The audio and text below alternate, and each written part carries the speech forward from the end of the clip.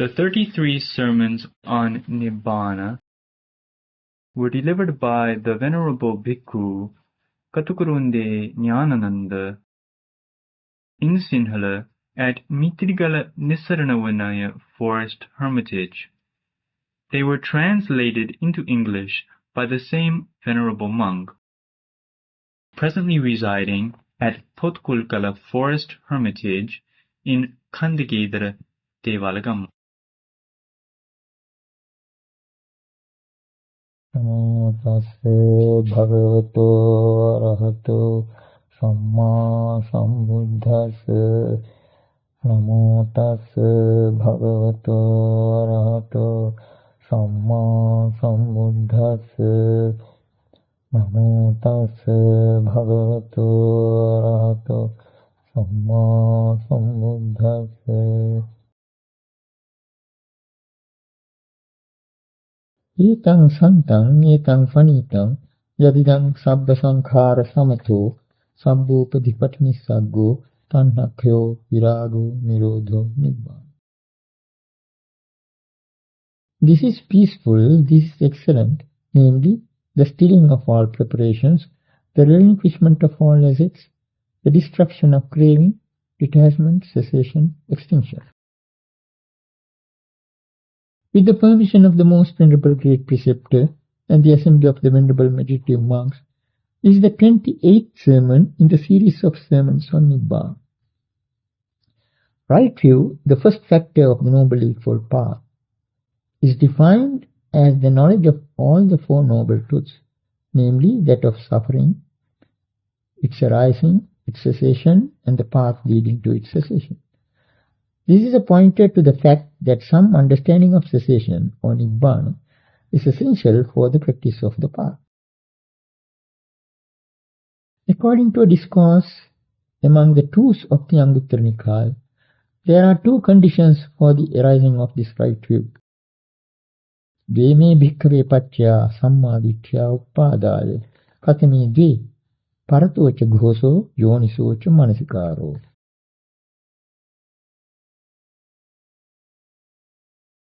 Monks, there are these two conditions for the arising of right view. Which two? Hearing from another and radical reflection. Strictly speaking, yoniso manasikara or radical reflection is attention by way of source or matrix. The deeper dimensions of its meaning would have come to light in our discussion of Paටිච්චසමුප්පාda with reference to a quotation from the Mahapadana Sutta in one of our earlier sermons.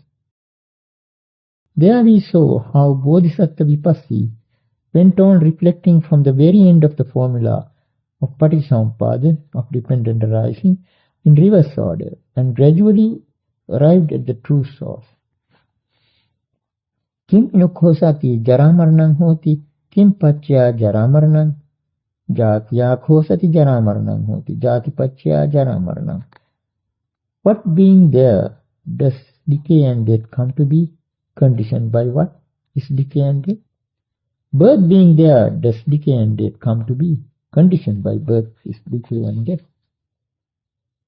In this way, he directed his radical reflection gradually upwards, beginning from decay and death, and at last came to the samsaric vortex between consciousness and name and form, which we discussed at length. This is an illustration of the deepest sense of yoniso manasikara as an attitude essential for seeing the law of dependent arising within one's own experience.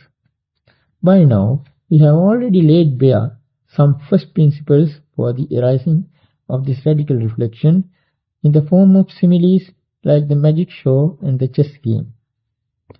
Those similes have illustrated for us the first principle that a thing originates from and its thingness depends on the psychological responses and mental traits of the person concerned. The magic show and the chess game have exposed the fact that the signs and symbols which we conceive to be out there owe their significance and symbolic nature to the deep-rooted psychological mainsprings of trust, faith, and delusion. It was while discussing how the Suchiloma Sutta presents the question of radical reflection that we were forced to stop our last sermon. To the question of Yakha Suchiloma as to the source of lust, hate, delight and terror, the Buddha replied that they arise hence, from hence itself. In the Pali verses, the Yakha's questions, Kuto Nibbāna, Kuto Ja, Kuto Samuttaya, met with the replies, Ito Nibbāna, Ito Ja, Ito Samuttaya, from the Buddha's side. This Ito, hence, means from within oneself. This is clear from the term Atta Sambhota, self-begotten, in the reply given by the Buddha. It is to illustrate this self-begotten nature that the Buddha brings in the similes of the banyan tree and the malwa creeper. When the runners coming down from the branches of a banyan tree reach the ground and get rooted, after a time it will be difficult to distinguish the original trunk of the tree from its offsprings. So also is the case with the parasitic malwa creeper. When the seed of a malwa creeper takes root in the fork of a tree and grows up, it not only kills the tree, but also overspreads it in such a way as to obscure its origin.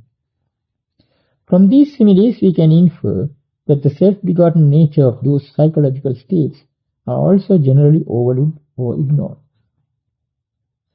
They are revealed only to radical reflection, to attention by way of source or matrix. That is why the Buddha emphasizes the need for discerning the true source. That it is an injunction directly relevant to the practice is clearly expressed in the last verse in the Suchiloma Sutta. Yenang pajananti yato niddānaṃ tenang vinodyanti sunohi yakha te duttarang ogamimang taranti atinna pubbam apunang bhavat. And they that know where from it springs, they dispel it. Listen, O yakha, they cross this flood so hard to cross, never crossed before, to become no more. The commentary takes the term yato niddānaṃ in this verse as a reference to the second noble truth of craving. The term Atta Sambhota is explained as arisen within oneself, Attani Sambhota, but not much attention is given to it. However, if we are to elicit the deeper meaning of these lines, we have to take up for comment this term occurring in the preceding verse. We came across this term earlier too in our discussion of a verse in the Kosala Samyutta. Lobho dosocha mohocha purisang papachetasang insanti atta sambhota tacha sarangva samphanam. Greed and hate and delusion too, sprung from within, work harm on him of evil wit, as does its fruit on the reed for which the bark is picked. In this context too, the term Atta Sambhota is mentioned. When we reflect deeply on the significance of this term, we are first of all reminded of the vortex simile we employed to explain the reciprocal relationship between consciousness and name and form in our discussion of the law of dependent arising, as stated in the Nibbāna Sutta at the very outset of this series of sermons. Atta Sambhota literally rendered would mean originating from oneself, but this so-called oneself, conceived as a unit or center of activity, is actually based on a duality. The notion of a self is to be traced to an interrelation between two conditions, that is, the reciprocal relationship between consciousness and name and form, which we discussed earlier too. Vijñāna paccaya nama rūpaṃ, nama rūpa paccaya vijñānam. Dependent on consciousness is name and form. Dependent on name and form is consciousness. As the Bodhisattva Vipassī understood through radical reflection, consciousness turns back from name and form. It does not go beyond. Pacchudāvattati ko idam vijñānam nama rūpam pa nāparang gacchati. Here is a vortex, a turning round. The delusion or ignorance is the non-understanding of the reciprocal relationship between these two. The understanding of it is the insight into the true source of all defilements. To hark back to our simile of the chess game, This non-understanding is like the split into two sides. The two friends quite amicably prepared the chessboard and the pieces, but for them to play the game, there should be two sides.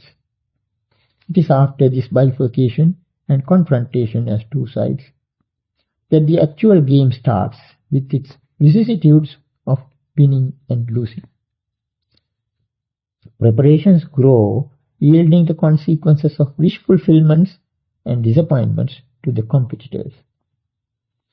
This is the norm underlying this bifurcation. So ignorance is the non-understanding of the fact that the basis of this Atma Sambhava, or springing up from within, namely the dichotomy, is in fact a mutual interrelation between two conditions. In other words, the ignorance which gives rise to those preparations that go to create the vortex between consciousness and name and form is the non-understanding of the mutual interrelation implicit in this vertical interplay. That is why one is instructed in insight meditation to reflect on preparations relating to name and form. An insight into those preparations reveals this mutual interrelation. There is such a dichotomy implicit in the term Atma-sambhava. The commentary explains the correlative yato nidāna, whence arising, as a reference to tanha or craving. But it is actually an allusion to ignorance. The true source is non-understanding. That is why the Buddha, in presenting the formula of Patisampada, went beyond craving and placed ignorance at the head of the series of 12 links. Very often, the commentators mention this as a possible point of controversy. But the real reason for its precedence is the fact that ignorance is more primary than craving as a condition. It is more basic than craving. When one probes into the conditions for craving, one discovers ignorance as its root. That is why, in stating the law of Patisampada in the reverse order, the Buddha used the expression avijjayatve vasesa viraga nirodha, etc., with the remainderless fading away and cessation of ignorance, etc. It is with the cessation of ignorance that the entire series of conditions move in the opposite direction. So ignorance is primary as a condition. We can explain this primacy in another way. Now, upadana is that grasping of the object of craving. Actually, it signifies a holding on to something. What gives the impression that the object of craving is something that can be grasped is a lack of a deep understanding of the principle of duality. Craving finds something to hold on to precisely because one presumes that there actually exists a thing to be grasped. That is how it gets object status. This way we can explain the basic reason for the recurrent birth in samsara as the non-understanding of the mutual interrelation between conditions. This sustains the notion of a duality. There is a verse in the Mahaparinibbāna Sutra which throws more light on the meaning of the term Atma-sambhava. The verse, which is found also in the section on the 8th in the Anguttara Nikāya as well as in the Udāna, runs as follows. Tulamatulanca sambhavam bhavasankharam avassadi muni adhyatarato samahito abhindhi kavachamiva Atma-sambhava. That preparation for becoming, the sage gave up, whence arise an equal and an unequal, inwardly wrapped and concentrated, he split like an armor, the origin of self. At the spot called Chāpala Chetiya, the Buddha renounced the preparations pertaining to the lifespan and declared that he will attain Parinibbāna 3 months hence. There was an earth tremor immediately afterwards, and the Buddha uttered this paean of joy to explain its significance. However, this verse has puzzled many scholars, both Eastern and Western. The commentators themselves are in a quandary. They advance alternative interpretations, particularly in connection with the riddle-like terms tulang atulang, as evidenced by the commentaries to the Dīgha Nikāya and Anguttara Nikāya.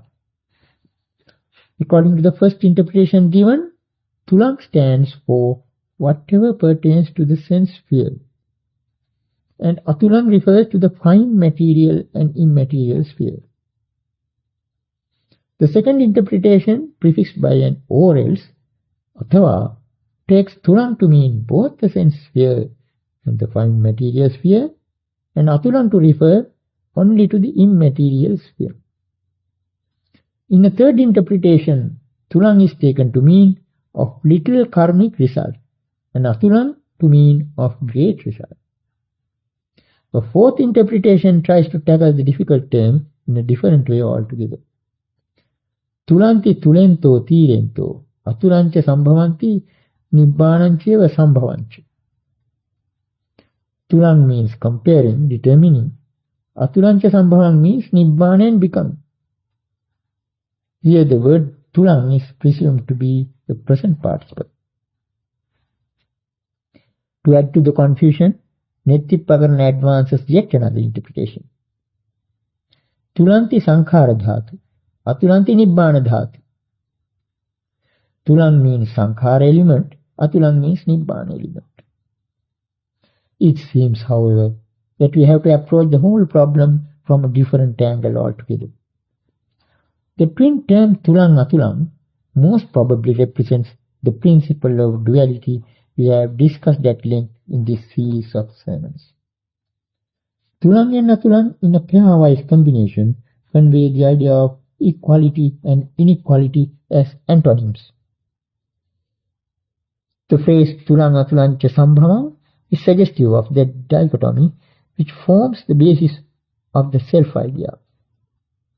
Atta sambhava, or the origin of the self-notion, is traceable to this dichotomy, which is like the two friends confronting each other in a game of chess.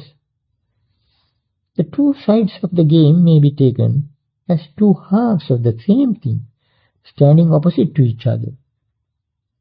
This is the tragicomedy of the situation. It is on these two halves, or this dichotomy, that the origin of the notion of self is based. A clear enunciation of this truth is found in the Sutta Nibbāna. For instance, the following verse of the Māgandhya Sutta brings out the principle of dichotomy rather rhetorically. Sacchanti so brahmano king vadeya, musati vaso vivadeta kena, yasmin samang visamang chapinati, sakena vadam patisangyojaya. What could the Brahmin speak of as true? What could he debate calling something false? By what criterion could he, in whom there is no distinction between equal and unequal, join issue in a debate? We come across a similar verse in the Attadanda Sutta of the Sutta Nibbāna. Na samesu, na omesu, na ussesu vadati muni, santosu vitamacharo, na adeti, na nirassati. The sage does not grade himself among equals, inferiors or superiors. Being at peace and with selfishness gone, he neither takes up nor throws away. Here again the issue is the triple conceit. It is by dispelling conceit that the sage entertains no inclinations to grade himself among equals, inferiors or superiors. Peaceful and unselfish as he is, he neither acquires nor rejects. Here we see a reference to that dichotomy. The same idea comes up in another guise in the following verse of the Ṭhakaraṇya Sutta of the Sutta Nibbāna. It can be an incentive to the recollection of peace, upasamanussa. Adhyattameva upasame, nāñyato bhikkhu santiññeseyo, adhyattam upasantassa, natthiyattam kuto nirattam. Let the monk inwardly calm himself. Let him not seek peace from outside. To one who is inwardly calm, there is nothing taken up or rejected. We came across the two terms attam nirattam earlier too. in our discussion of a verse in the Dutthaṭṭhaka Sutta. There the line Attang Nirattang Nahi Tasāthi meant the absence of the idea of taking up and rejecting in an arhat. Very often scholars interpret the term Attang in this context as self, which in our opinion is incorrect. The phrase Nādeti na nirasyati gives a clear hint as to the etymology of this term. It is derived from da, from root da, prefixed by a, giving ādatta, which by syncopation becomes ātta, which again by shortening of the vowel comes as atta. Niratta is derived from nirassati. These two terms suggestive of duality remind us of the water pump as we mentioned in our discussion of the vortex. There is nothing really automatic even in a water pump, which takes in and throws out. Due to these two aspects in the mechanism of a water pump, we call it a unit. From the point of view of a water pump, it is capable of performing both functions. It is from this point of view that we attribute a unitary significance to it. In this very concept of a unit, one can discern the delusion involved. Delusion is the apex of the vicious triangle greed, hate, and delusion. Greed and hate are the two feelers directed from the apex, delusion. Though we regard them as two functions, the taking in and throwing out are simply two aspects of the same function. All this points to the depth of the idea of duality and to the vortex simile, which our commentarial tradition seems to have ignored. It is the same theme of duality that comes up in the first two lines of that cryptic verse of the Brahmana Vagga in the Dhammapada we had occasion to quote earlier. Jasa parang aparang va para parang navidyati. To that Brahmin, that is the Arhat, there is neither a farther shore, nor a hither shore, nor both. There is something extraordinary about this statement. Against this background, we can now advance a plausible interpretation to the puzzling verse we had quoted earlier in this discussion. The first two lines, Tulamatulancha Sambhavam, Bhava Sankharang Avasyadi Muni, could be understood as follows.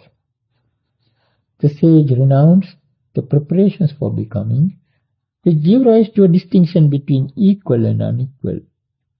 That is to say, the Supreme Sage gave up those preparations productive of the dichotomy between the concepts of equal and unequal. Now that next two lines, Ajjhatarato Samahito Abhindi Kavakamiva Aktabambhavam, could be explained as follows.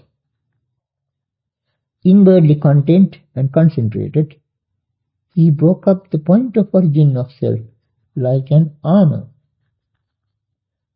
This breaking up of the armor happened not at the moment he uttered this verse, but at the moment he attained perfect enlightenment. Then what is the provocation for making such a declaration at this juncture?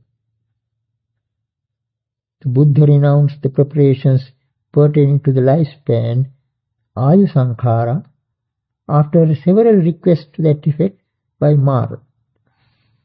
It may seem that the Buddha bowed down to Mara's request and that he came under Mara's sway when he declared that the Tathagata's Parinibbāna will take place 3 months hence. But the true implication of the verse in question is that the armor of Mara, the armor of self-origin, Atthasambhava, has been broken down already and as such is not within the clutches of Mara. Some scholars seem to identify this giving up of preparations for becoming, Bhava Sankhara, with the renouncing of preparations pertaining to the lifespan, Ayu Sankhara. But there is a distinction between these two. The former, that is Bhava Sankhara, are preparations productive of existence, which go to build up a Bhava. These the Buddha had already done away with by breaching the samsaric vortex between Vijñāna and Nāṇgu. Chinnam vattam navattati. The whirlpool cuts off worlds no more. Those eddies are no longer active in that consciousness. Preparations pertaining to the lifespan, Ayu Sankhara, have to be explained differently. The term Ayu Sankhara, mentioned in the Mahaparinibbāna Sutta, refers to the ability the Buddha possessed by virtue of developing the four bases of success, Iddhipada, of lengthening his lifespan. Because Venerable Ñāṇananda did not invite him at the correct moment to make use of that ability, he renounced it at Chāpala Chaitya. That renouncing is compared in that sutta itself to a vomiting. The Buddha tells Ñāṇananda that it is not in the nature of a Tathagata to take in what he has already vomited, even for the sake of life. So then, Ayu Sankhara and Bhava Sankhara have to be distinguished between. Preparations pertaining to the lifespan are not the same as preparations productive of existence or becoming. Understood in this way, it becomes clear that all the attachments, aversions, and delusions in the world stem from a non-understanding of the fact that the duality we have discussed so far is actually an interrelation. It is as if the two friends who amicably prepared the chessboard forgot their friendship when they confronted each other as two sides. This duality is a very subtle problem. The Buddha has pointed out how to resolve it through understanding by means of various meditation techniques. Perhaps the best illustration is the meditative attention by way of elements as stated in the suttas. I have already mentioned about this to some extent in a previous sermon while discussing the Dhatu Vibhanga Sutta. If we are to analyze this technique of meditative attention by way of elements from a practical point of view, we may cite the relevant section from the Mahāhattipadopama Sutta preached by Venerable Sariputta. Addressing his fellow monks, Venerable Sariputta says, Katamachausō patavidhātu, patavidhātu siya ajjatika siya bāhi. Katamachausō ajjatika patavidhātu, sang ajjattang paccattang kakkhalang karigatang pādinnang, sayatidang, kesa loma nakha danta tacho, mangsang naharu attiyatti minjavakkang, hadayang yakanang kilomakam pisakam pappasang, antang antagunang udariyang karisang, Yanvapana anyampi kinchi ajjattang paccattang kakkhalang karigatang pādinnang ayang uccatausu ajjattika patavida.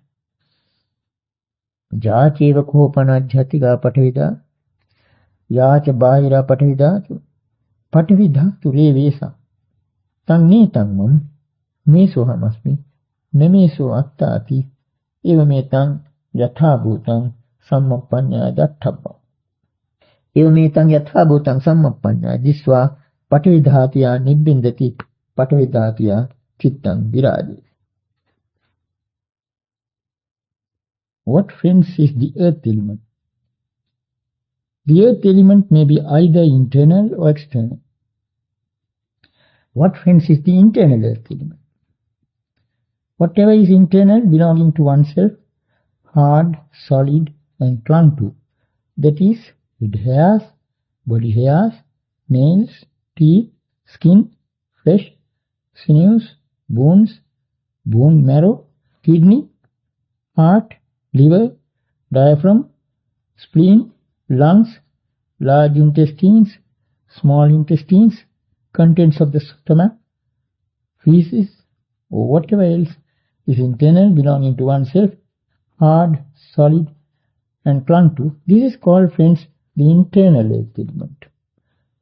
Now, whatever is the internal earth element and whatever is the external earth element, both are simply the earth element. And that should be seen as it actually is, with right wisdom thus. This is not mine, This I am not, this is not myself. Having seen it as it actually is, with right wisdom, one becomes disenchanted with the earth element, becomes dispassionate towards the earth element. Venerable Sariputta has not given here instances of the external earth element, because it is obvious enough. That is, whatever is external to the body. A statement that is of paramount importance here is the following. Yāceva kuhapana jātiga patavidhātu, yāca bāhira patavidhātu, patavidhātu revesa. Now whatever is the internal earth element and whatever is the external earth element, both are simply the earth element. When regarded as earth element, both are the same. This is the premise from which insight takes off. That should be seen as it actually is with right wisdom. Thus, this is not mine, this I am not, this is not myself. With this insight into the earth element with right wisdom, one gets disenchanted with it and becomes dispassionate. As we pointed out earlier too, the term viraga, usually rendered by detachment or dispassion, has a nuance suggestive of a fading away. Here the verb virajeti clearly brings out that nuance. Thus patavidhātuya chittang virajeti seems to imply something like he makes the earth element fade away from his mind. We have already quoted such instances as pītiyāca viraga, with the fading away of joy, and avijja viraga, with the fading away of ignorance, highlight this nuance of the term viraga.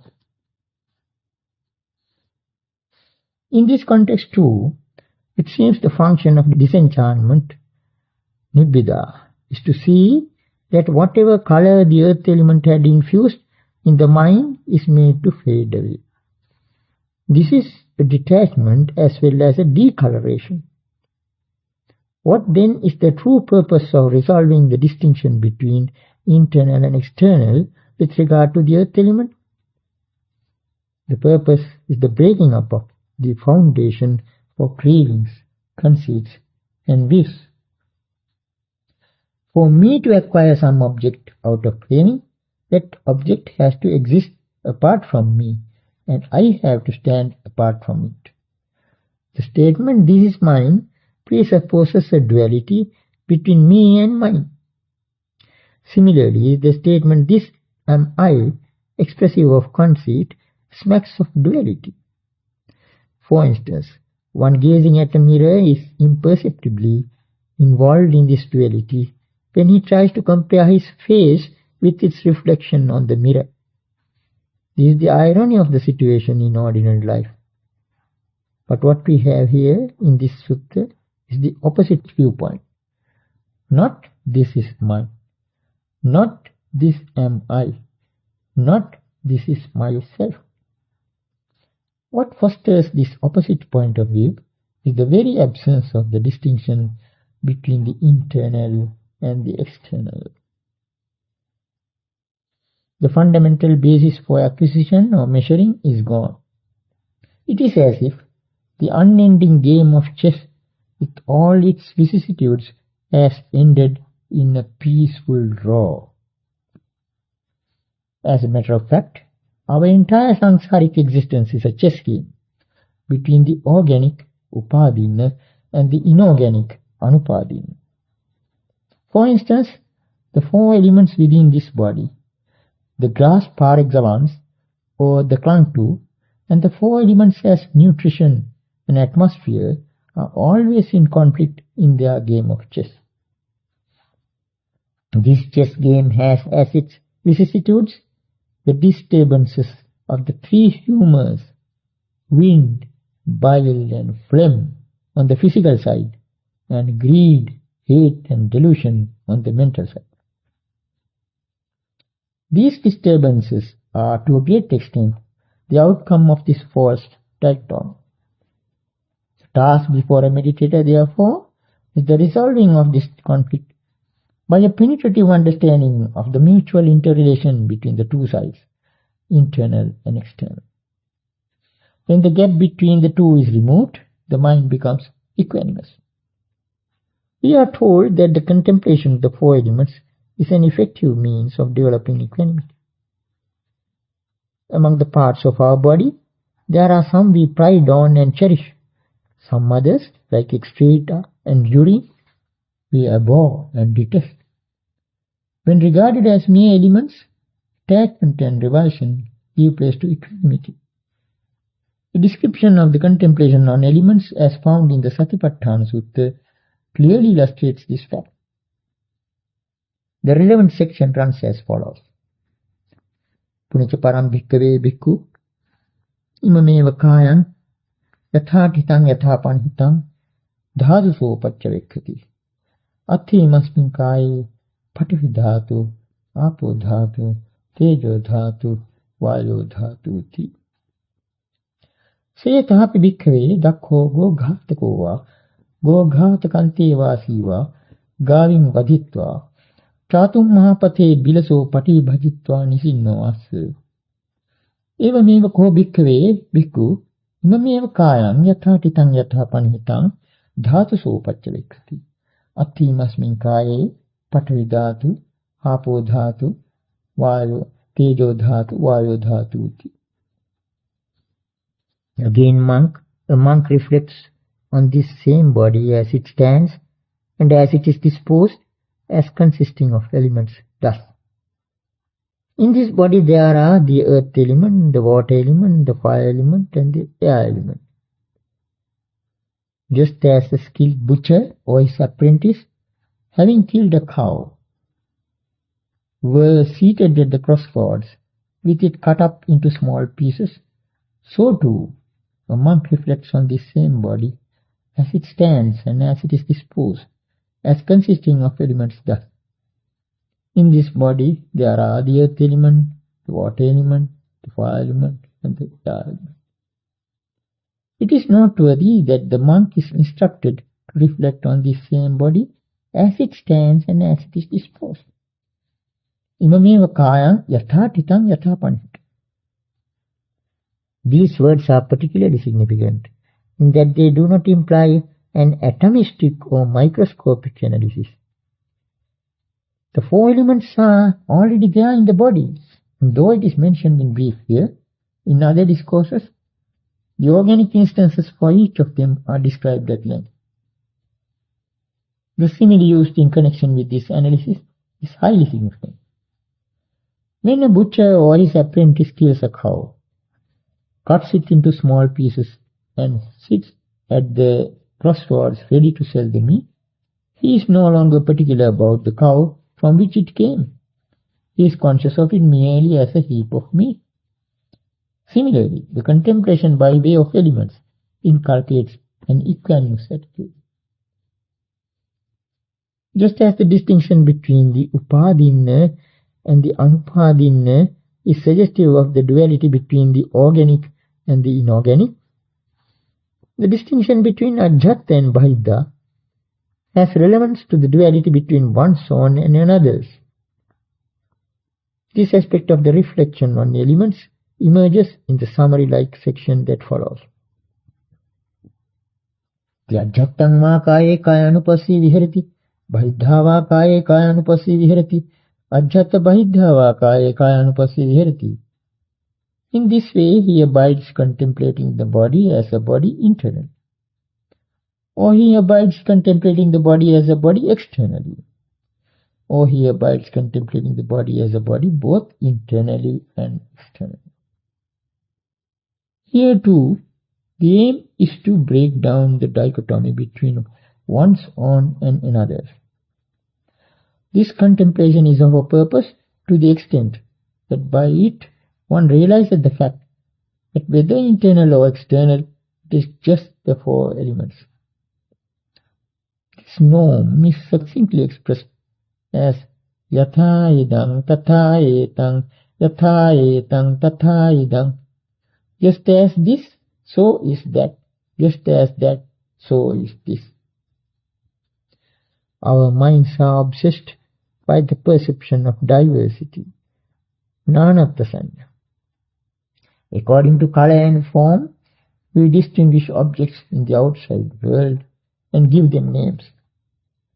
It's a burden or strain to the mind.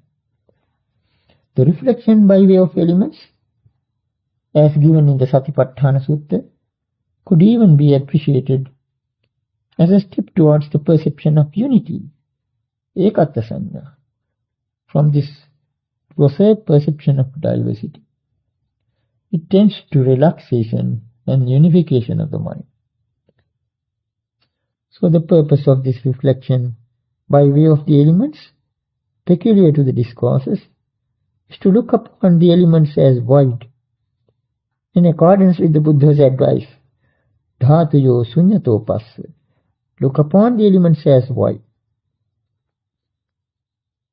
However, for some reason or other, perhaps due to the influence of some Indian schools of philosophy with a slant towards materialism, some Buddhist sects indulge in academic subtleties which seem to obsess the mind with the four elements, with concepts about them, instead of the simpler reflection on elements characteristic of the suttas. Originally, the purpose was to erase the four elements from the mind.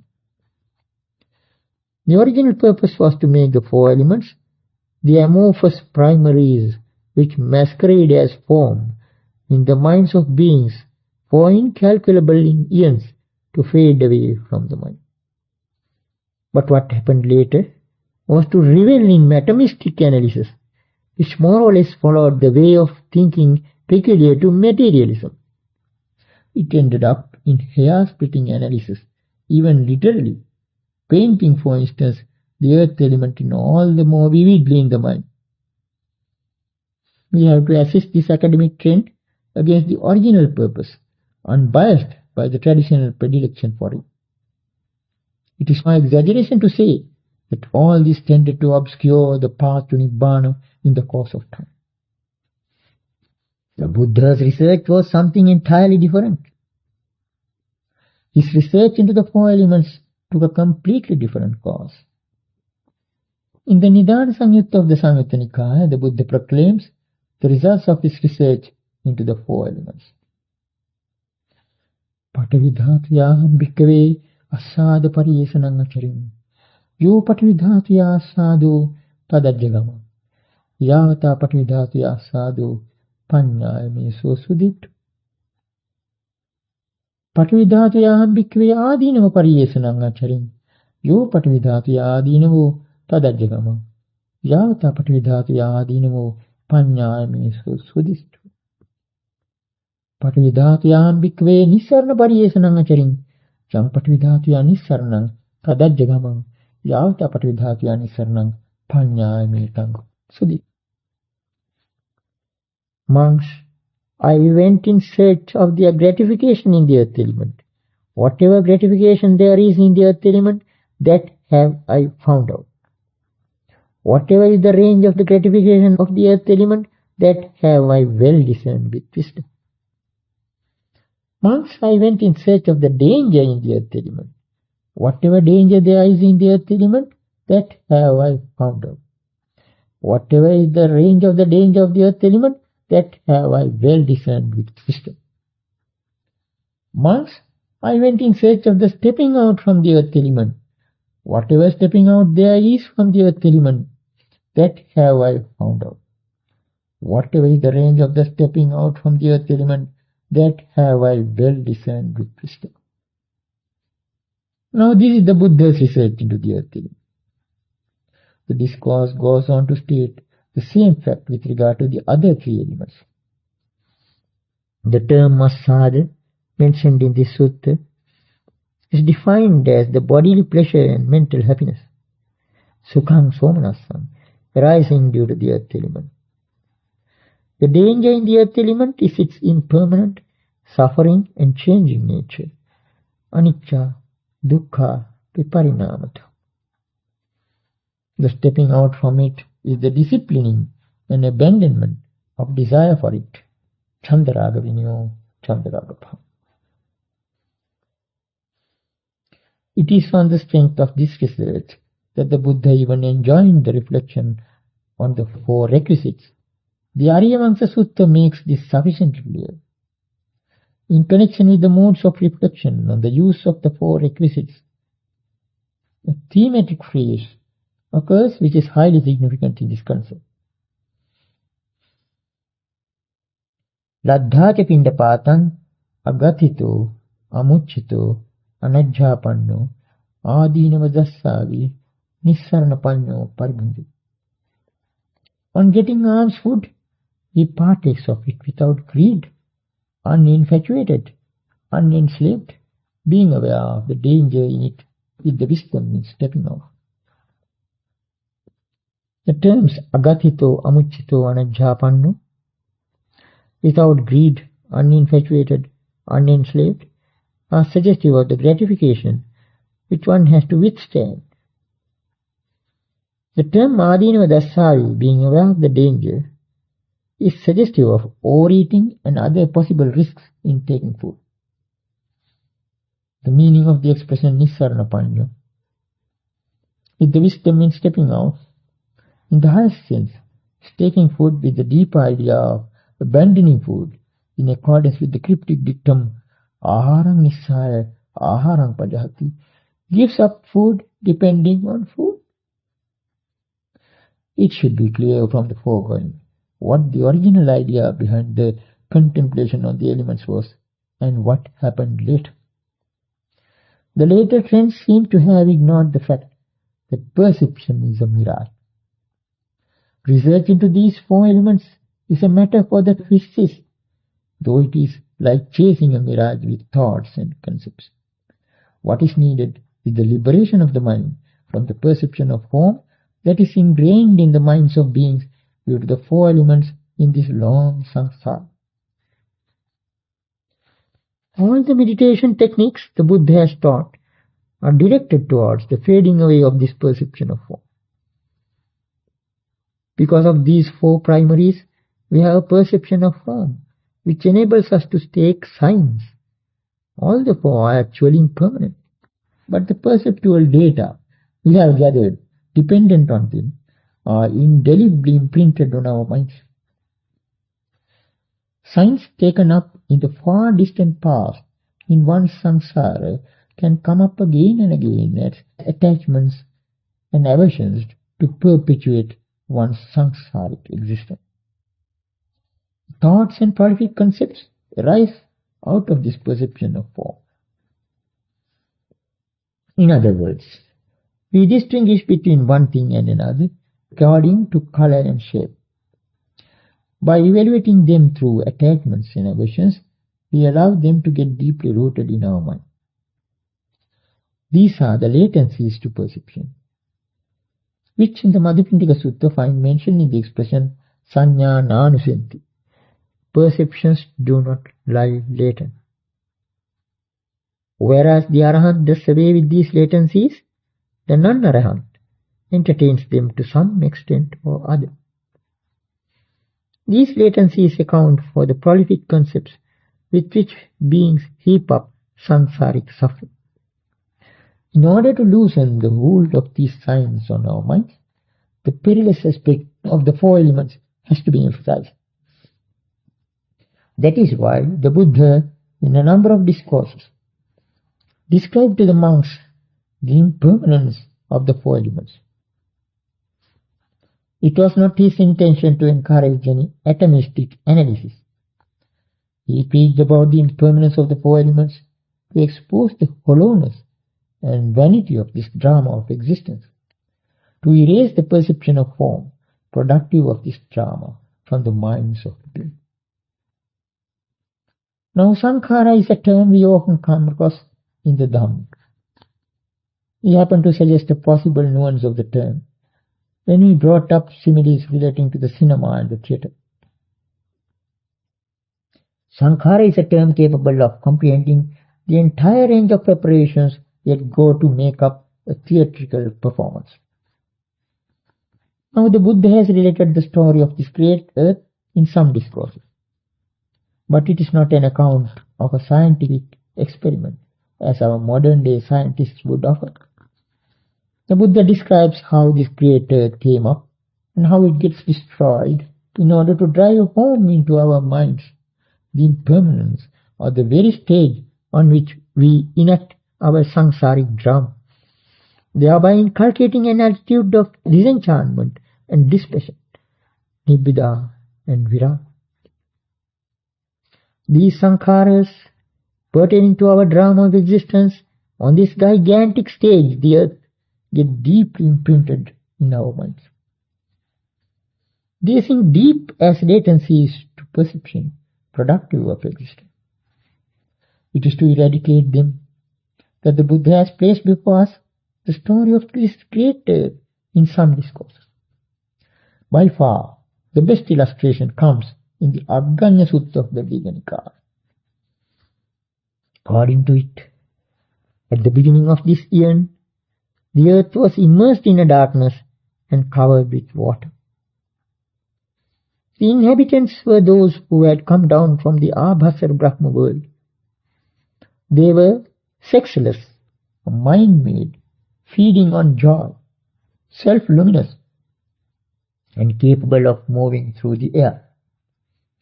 Manomaya, Piti Bhakka, Sayampabha, Antarikachara. After billions and billions of years, a savory earth spread itself over the waters, like the tissue that forms over hot milk as it cools. It was very sweet and tempting. Some being of a greedy nature, exclaiming, what can this be?" tasted the savory earth with his finger. Craving arose in him as a result of it. Others who saw him doing it did the same. Then they all began digging into the savory earth with their hands and eating it, with the result that their subtle bodies became gross, hard, and solid.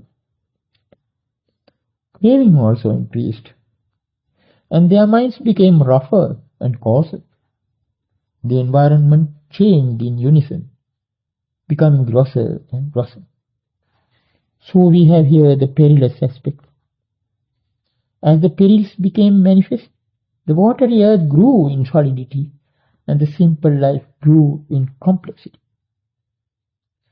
Billions and billions of years passed until the earth assumed its present shape and appearance with all its gigantic mountains, rocks, and buildings. But then, in the Satya Surya Sutta of the Anguttara Nikāya, the Buddha describes what happens to this great earth at the end of the eon.